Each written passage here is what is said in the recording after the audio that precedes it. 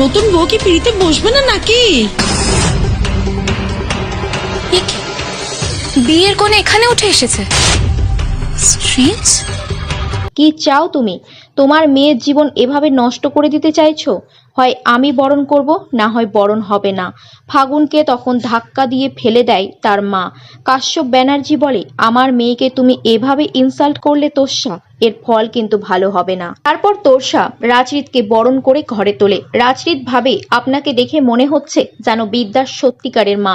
বিদ্যা বুঝতে পেরে যায় যে শ্রাবণ কোনো গন্ডগোল করতে পারে, তাই শুভ দৃষ্টির আগেই বেরিয়ে আসে ঘর থেকে। ফাগুন বলে, বেনারসি পরে সেজে গুজে আমি তৈরি, এখন শুধু বিয়ের অপেক্ষায়। আজ এ বাড়ি থেকে বিদ্যার চির বিদায় হবে, আর আমার সাথে পাকাপাকি ভাবে রাজরিতের বিয়েটা হবে। রাজরিত কিছুতেই এ বাড়ি থেকে বিদ্যাকে বিয়ে করে নিয়ে যেতে পারবে না। ফাগুন তার বাবাকে বলে, রাজরিত আমাকে বারবার ইনসাল্ট করেছে ড্যাডি। কাশ্যপ বলে, যা হওয়ার হয়ে গেছে, এবার নিজেকে সামলে নে। না ড্যাডি, আমার চোখের সামনে ওই মেয়েটাকে বিয়ে করে নিয়ে যাবে? ওই বিদ্যাকে আমি ঘেন্না করি।